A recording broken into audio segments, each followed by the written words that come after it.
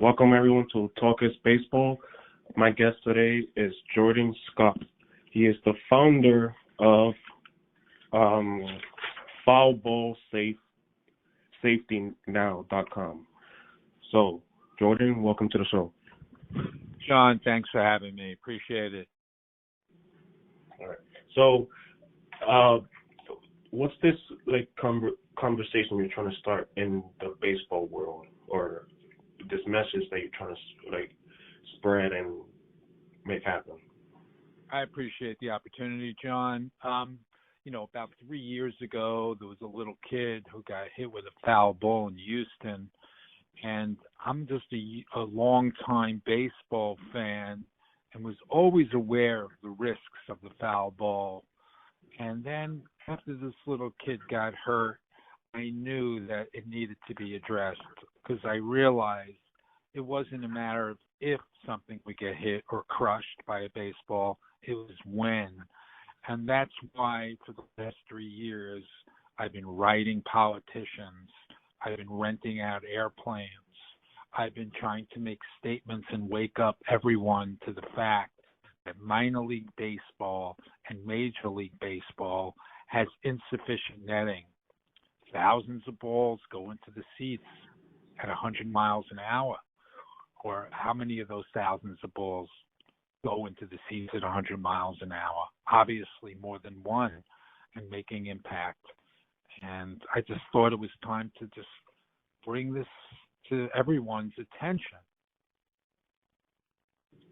And was there a particular time where you was watching a game and you felt like, wow, something really needs to be done about this? Or it's just as time went on, you just felt like it was being ignored, and rich teams usually ignore these type of things because it doesn't really concern them. If that makes sense, they don't really feel the pressure.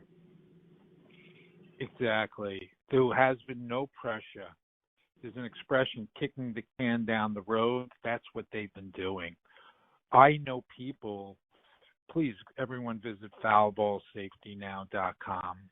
You'll see that I've been on this journey for close to 3 years. I actually had a publicist last year and got what they call earned media from People Magazine and Boston Globe and LA Times.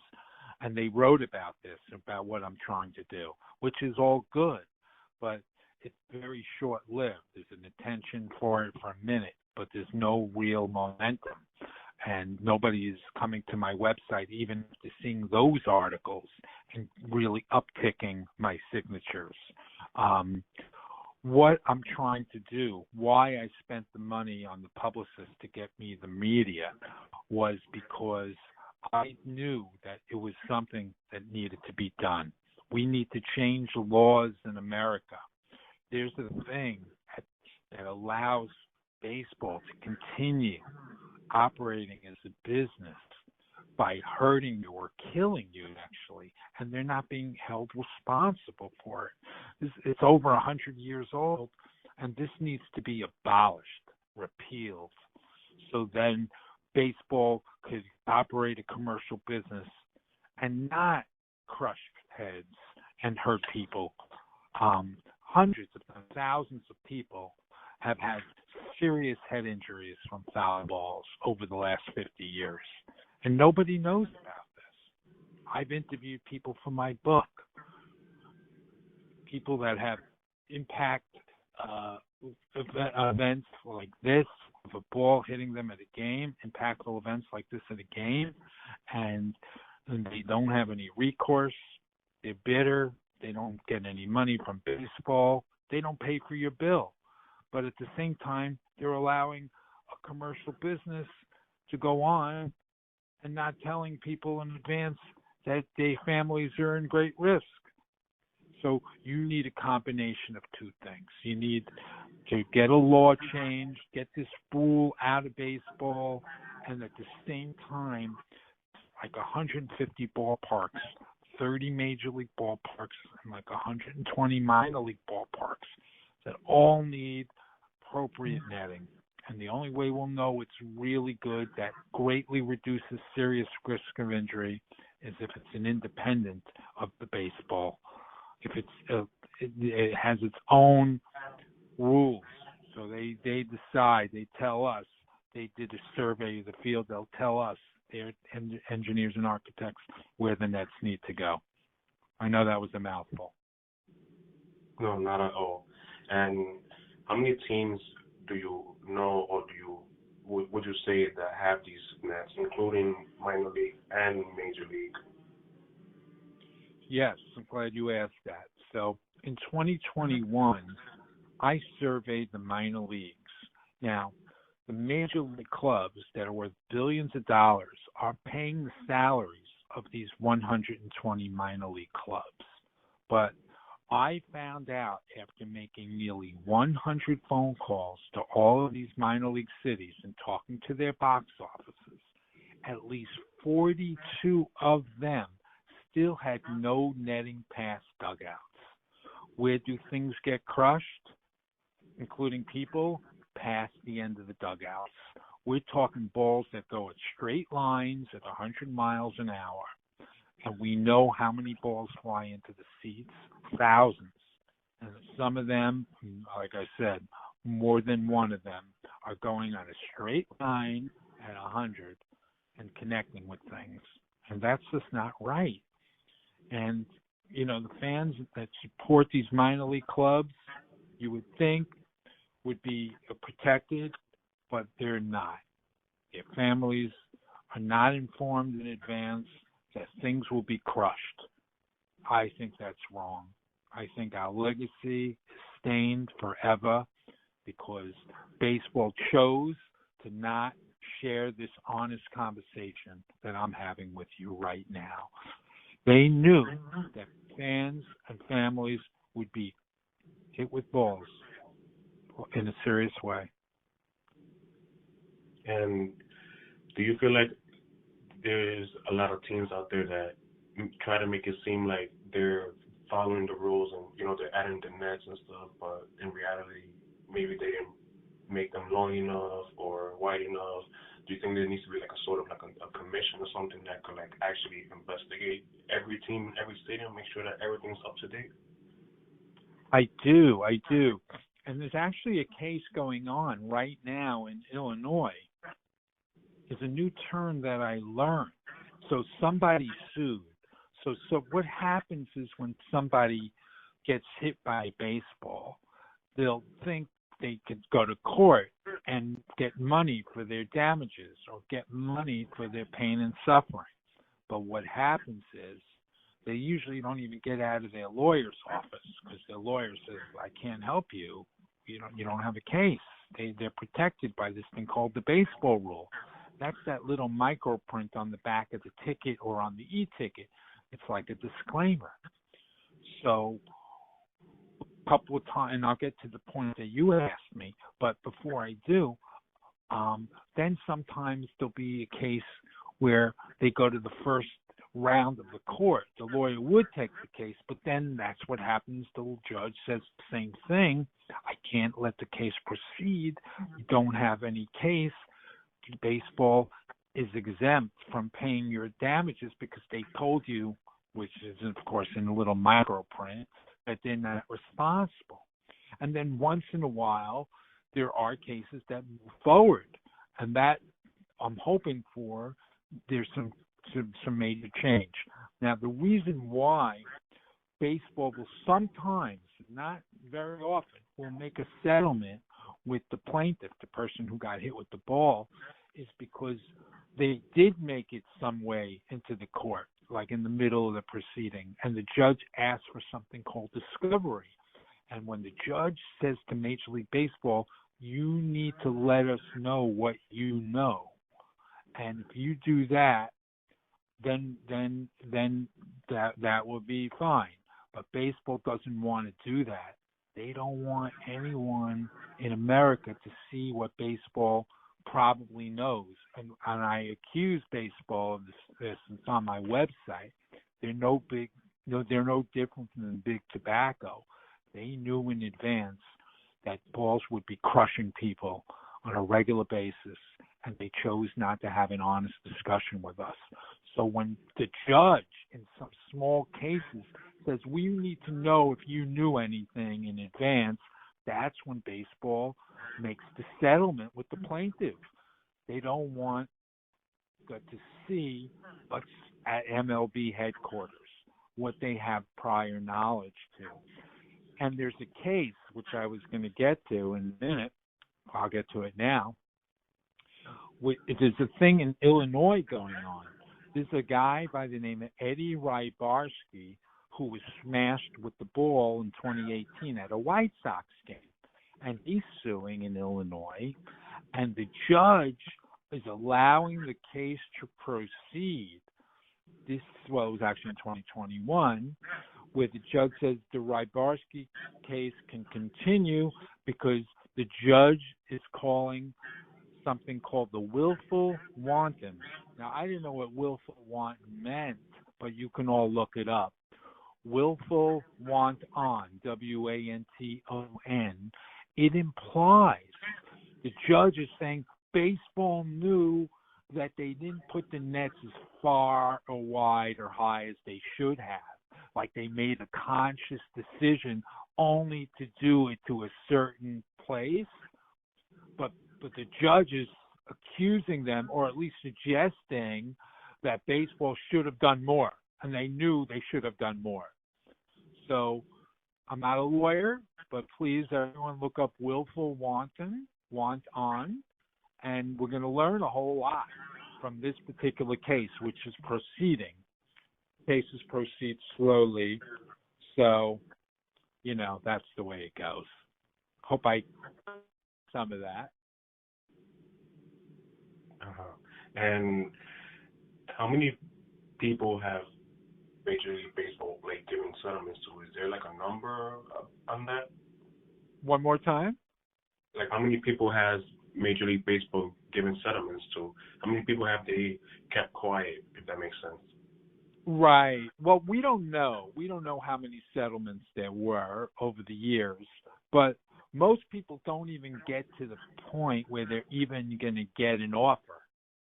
As I was mentioning to you, people that I've interviewed for my book, a lady by the name of Jenny in 1979 was 14 years old in New York at Shea Stadium, and she lost her eye.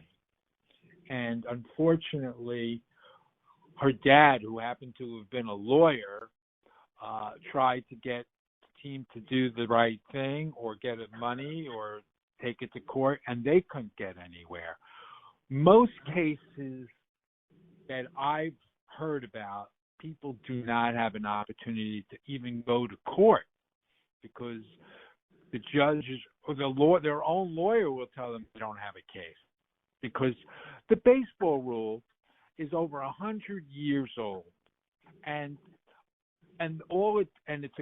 basically it frees the owners from paying your medical expenses and paying for other damages that you may incur if you get hit by a ball.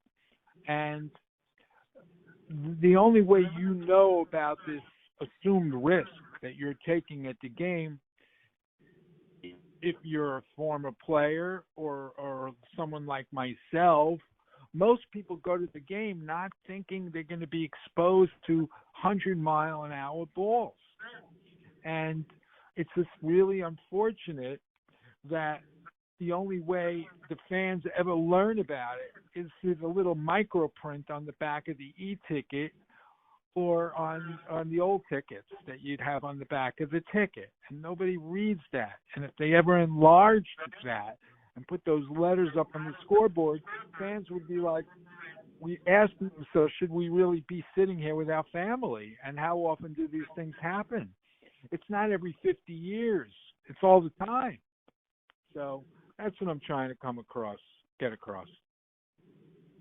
And what do you think baseball should do, at least to where you could be a little satisfied? What do you feel like they could at least, make a better effort at?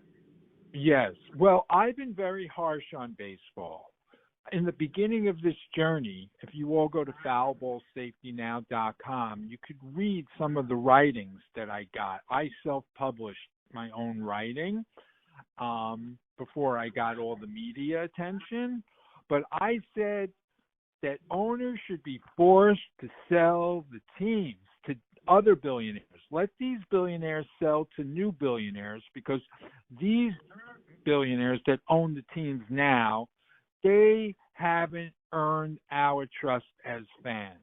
They haven't had an honest discussion with us. The only way that we can know that baseball is going forward doing the right thing is if they welcome an independent netting council. And that's not baseball's billionaires, architects, and engineers. That's regulatory agencies, architects, and engineers. Government officials coming into each one of these ballparks, John, and saying these ballparks need the nets to go this high, this far, and this wide to prevent those serious injuries. That it's not a matter of if will happen, but when. It's a numbers game, man. And you mentioned that you would like for the government to come in and stuff. Has there ever been a time in history where the government has actually taken a step towards that direction, where they've actually, at least try to do something about this, or confronting baseball about this?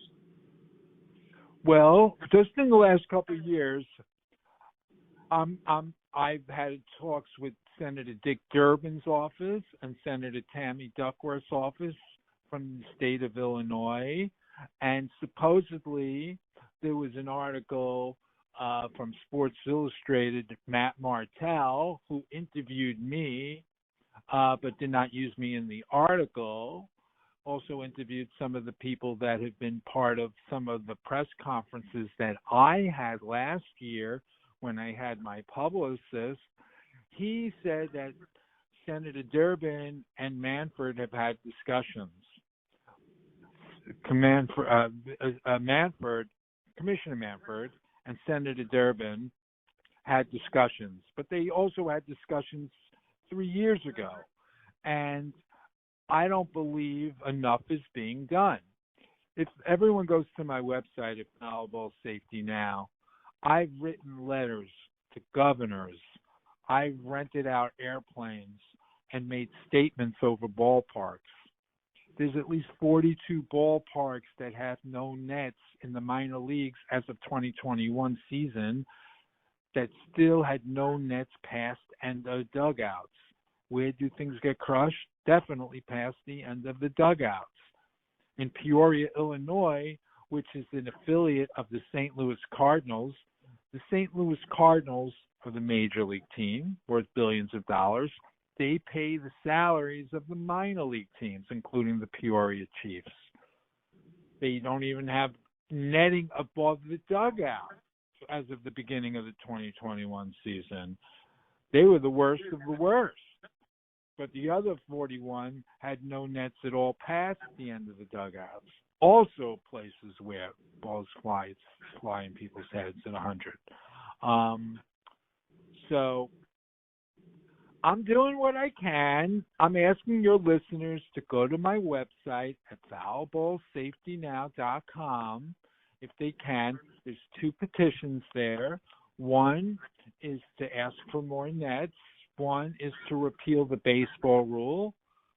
I feel like once the fans realize that their families, John, were sitting ducks, that they could have been part of a weekly statistic, I think all those visits to those minor league games, and there's like 30, 40 million people a year that go to minor league games. There's like 80 million people a year that go to major league games. There's 3 times as many more games in the minor leagues than there are in the major leagues. There's around 2,400 games in the majors and more than 3 times as many games in the minors. At least they used to be before there was a little reduction in the minors, but still probably about 3 times.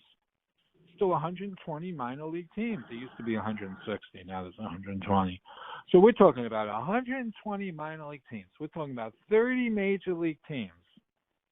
Can you protect the fans? Baseball players who've talked to me and interviewed with me, they're curious. I'm talking to them about their experiences from 30, 40 years ago. But it always comes out that their families were informed on where to sit, and general public really weren't informed. So I believe I'm tainting the memories of fans who thought they were having a good time, but I say you got away with it. So unfortunately, you may have been having a good time under false pretenses. Somebody in the country may have had an emergency room visit, and you could have been one of those folks. And if you knew in advance, you probably would have not made the conscious decision to bring your family. I think most people would think that. So here we are having this discussion again in 2022 before the next season. Now, you mentioned that you've done a lot to try to spread this message. There was a time during the Field of Dreams game that you flew an airplane over the field. What was the message on the banner, and what were you trying to spread behind that? Yeah, so it was a nationally televised game. It was the Yankees and the White Sox. And they were staging this game, with Kevin Costner, and it was like 30 years since they made that movie, which everyone enjoyed. But I had written on the banner, Field of Screams, Nets, foulballsafetynow.com, if my memory serves me correctly. The bigger message was that I wanted people to go to foulballsafetynow.com and become informed. I was hoping, of course, that the Fox television would pick up the plane in the area and give it a little notoriety.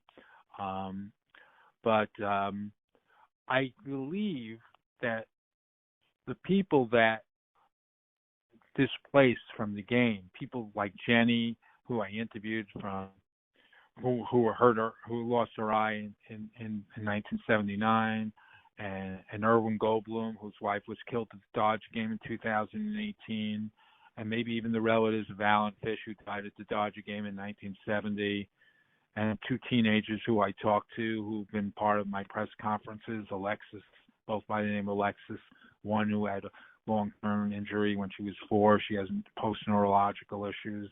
She's now 14, and another girl by the name of Alexis standing on line getting a snack at a minor league game, getting hit in the head. Fortunately, she's better with no serious injuries or serious effects.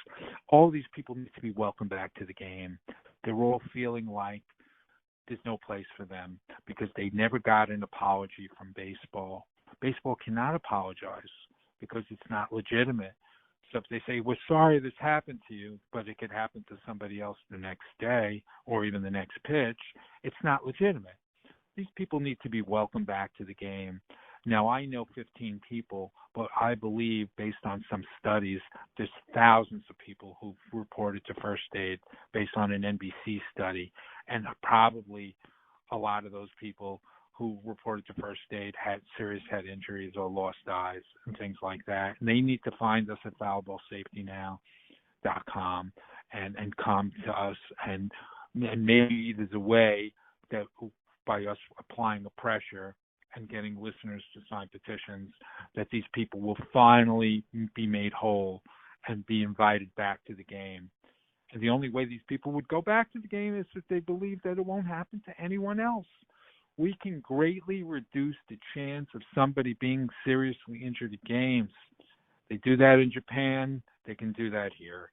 In Japan, it's a different culture totally.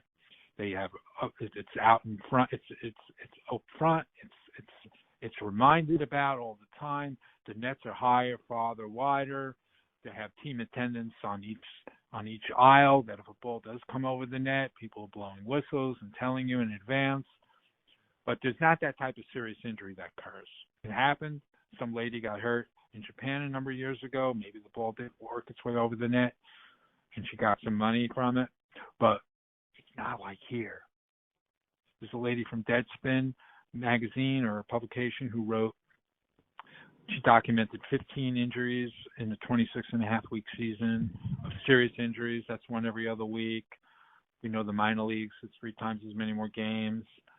I mean, I can go on and on, John. I got 43 kids documented as seriously injured in major league games from 2008 to now, and those were mostly documented from the major leagues. But again, there's 3 times as many more games in the minor leagues, but possibly less media.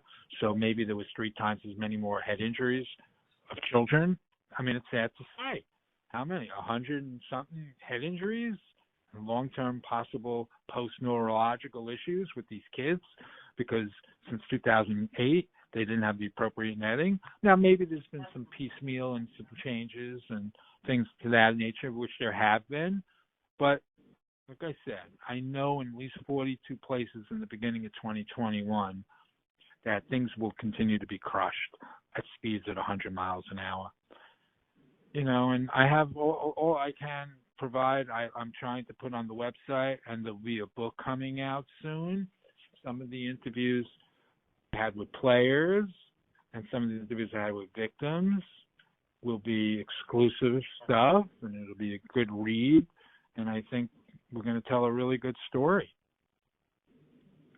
And you mentioned previously that this book is still not done, but when is it expected to be done by?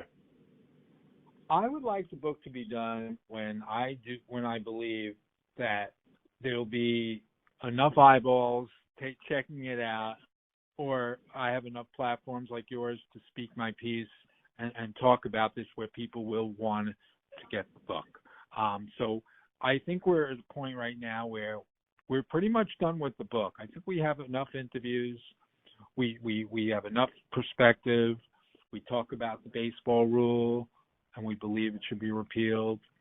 And we talk about some court cases that are interesting.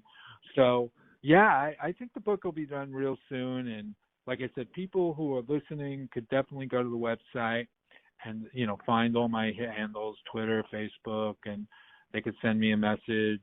And if they have some deep pockets, they could rent out some airplanes with me for this year or make some statements. It costs a lot of money to get lobbying and get politicians to work on changing laws. But I hope that we can do it just by signatures and getting everyone to a place of an epiphany of outrage. Like, wow, that could have been you and your family.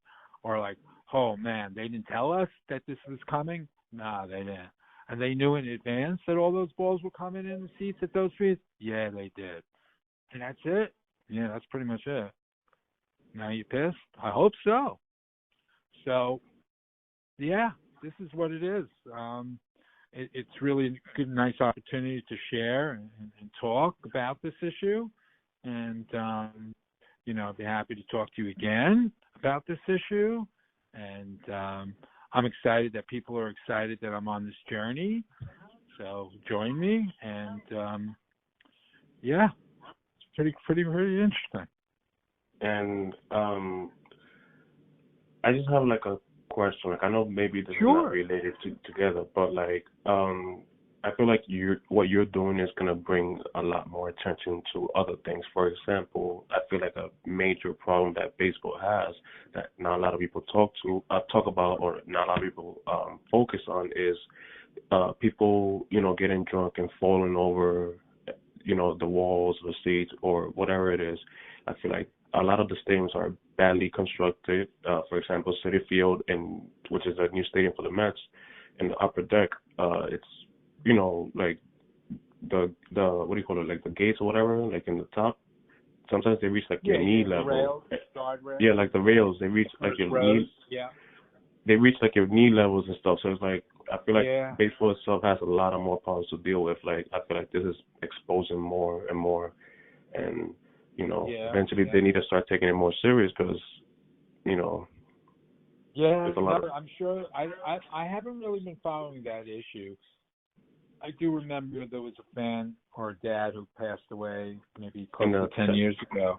Yeah, with the California, Josh Hamilton. Yeah, he flipped the ball up there. It was in Texas, or maybe he was visiting California. But and that couldn't have been good for Josh or anyone else to feel that way, that they flipped up a ball and somebody fell over. But yeah, I mean, I clearly in that particular instance, yeah, the rails should have been higher, and I'm not really sure I have been tracking all those issues, but yeah, that one really, of course, stands out. Um, yeah, no, for sure. But these are what I'm describing are predictable, and there are balls flying, missiles flying at people's heads. I mean, come on, we got to do something about that, about what you just suggested about that issue. Yeah, I mean, I think they would, in the short term, after the Josh Hamilton scenario, when he flipped the ball up and the person flipped over. Was that out in California or was that in Texas? Or maybe he was I playing in believe the that was Rangers. in the old Texas stadium. I see. So was he playing for the Angels at the time? No, I'm Didn't he talking. move from?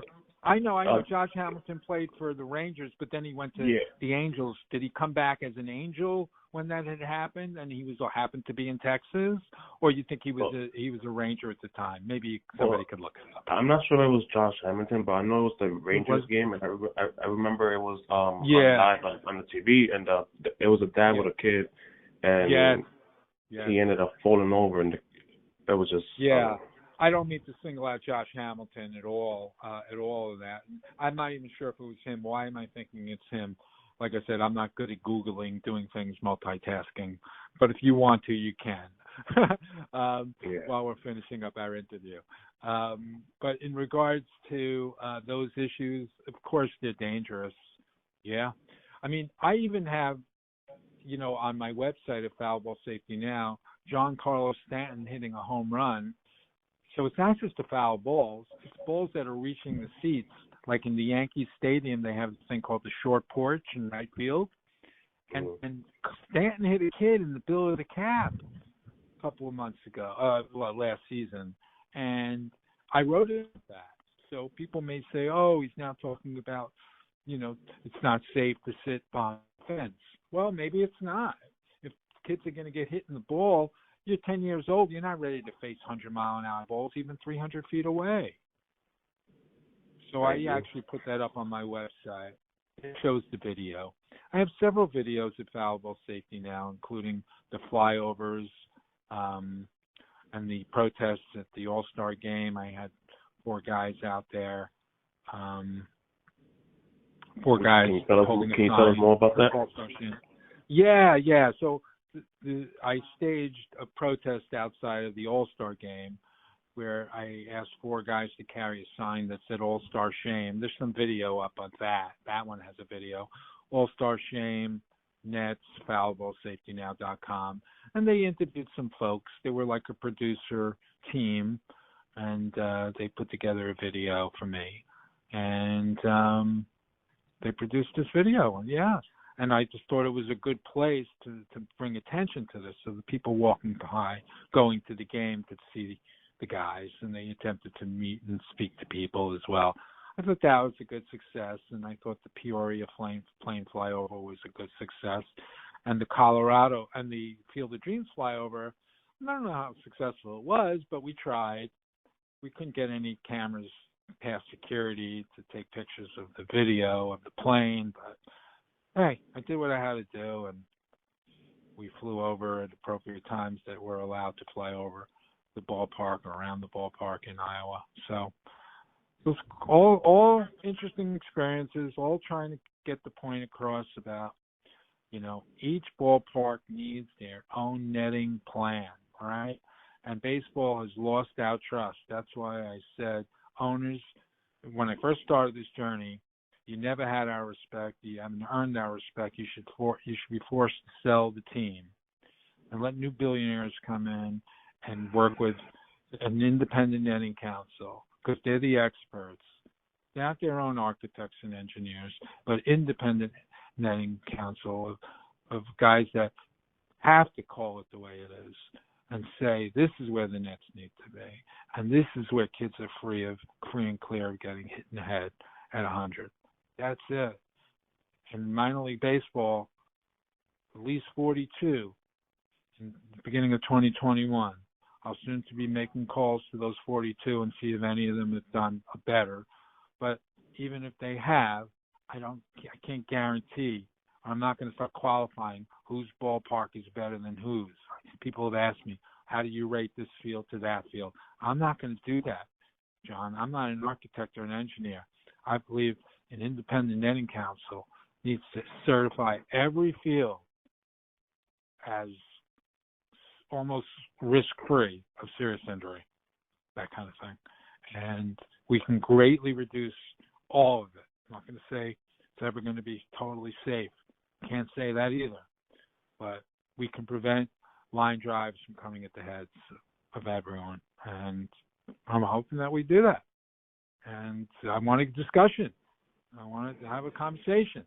Right now, it's just you and I guess I remain the undisputed narrative until anyone wants to get in a room with us, John. And I welcome you having me back with anyone who wants to represent any part of the baseball establishment. The baseball writers, baseball broadcasters, they're also part of this baseball industrial complex, which I call this. Because you have the players union, you have the owners, but you also have the journalists who are the guys who write for all those newspapers. And I believe balls that fly into the seats, it's part of the game. It's their job to talk about it. Why aren't all the baseball writers, probably 30 or 40 full-timers in Chicago and LA and New York that work for all those major newspapers, and then the hundreds throughout the country, why aren't they all, these full-time baseball writers who see every pitch of every game, getting together rank and file style and saying, you know what, our families know where to sit. We got to start telling the people. It's happening in the minor leagues. It's happening in the major leagues. Mrs. Goldblum, who died in 2018 at the Dodger game, she got hit in the ball with a ball behind plate. It wasn't after the third base or the first base side past the dugouts on a straight line. It was a 93-mile-an-hour ball that came shooting back to the loge, and it hit her, and she never gained consciousness. After she lost consciousness, she never woke up. Erwin Goldblum's part of these press conferences with me. He's a widower. He's been to 6 of my press conferences. Dodgers took a year to elevate the Nets. They didn't do it the next day. Somebody sat there for a year until they did it, until they got it done. It was around Labor Day 2018 when she got hit. The games proceeded. It wasn't even reported about till months later. His daughter found out about it and doing some research about it and saying her mother, they were saying, oh, so-and-so died in baseball years ago, and Janet Brody was wondering why her mother wasn't on that list, and she called the ESPN guy. A lot of this stuff is on the website. A lot of this stuff will be in my book. The Dodgers took a year. They elevated the Nets, did 29 out of the other 30 teams do the same thing. Could 93-mile-an-hour balls still go at the same angle in similar ballparks? Don't know. I did a major league report and a minor league report, also at foulballsafetynow.com.